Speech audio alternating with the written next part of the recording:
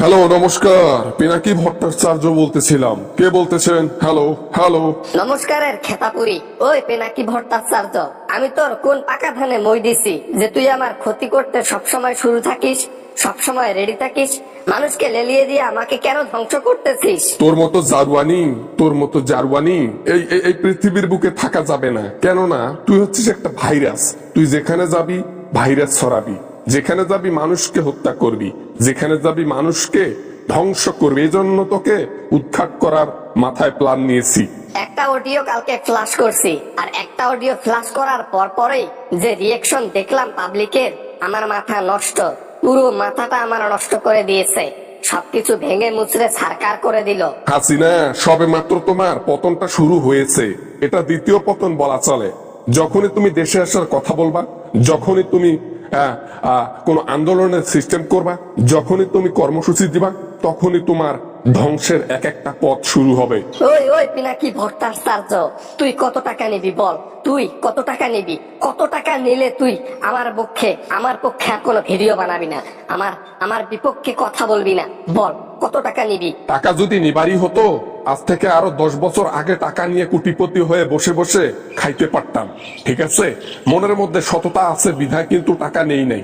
টাকা নেই নাই এর মানে এই যে আমি কখনো দেশের মানুষের খারাপ চাইবো না, দেশের মানুষের ভালো চাইবো, যা করা লাগে করব। দেখ, আমি তোকে অফার দিতেছি, আর আমি যদি ক্ষমতায় যাই এবার, তাহলে তোকে শেষ করে দেব। পুরো পুরো দেশবাসীর সাথে সাথে যতগুলো আমাকে বিপক্ষে কথা বলেছে, যারা যারা আমার ধ্বংসের পথ খুলে দিয়েছে, তাদেরকে শেষ করব। গোয়া কুটকুটে মনে মনে হাসো, হ্যাঁ? গঙ্গলের ছোঁয়া মঙ্গলত হাসো, হ্যাঁ? তোমার কি পিছনে একটা বড় বাস দেই নাই? আরো বড় বড় বাস খাবা দেখো।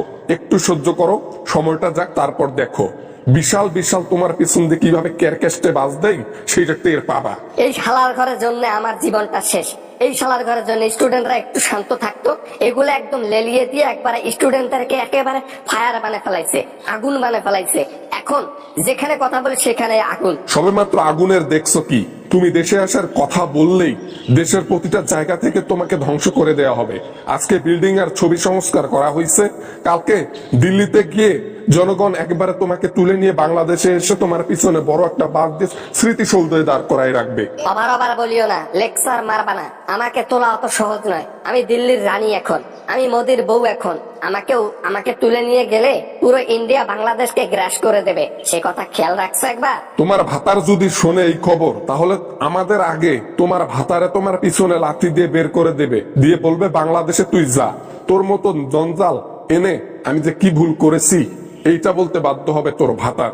কয়দিন দেরি কর, তোর ভাতারই তোকে ডিভোর্স দিয়ে দেবে। পিনাকি ভট্টাচার্য, মাথা গরম করিস না। মাথা গরম করলে ক্ষমতায় যাব, ক্ষমতায় গেলে কিন্তু সব কটাকে শেষ করে দেব, জনগণকে শেষ করে দেব। আমার পিছনে লাগালাগি, হ্যাঁ, আমি দেখে নেব এর শেষটা আমি। ওই হাসিনা বাংলাদেশের মানুষের বড় বড় বাল গাজাইছে, বুঝছো?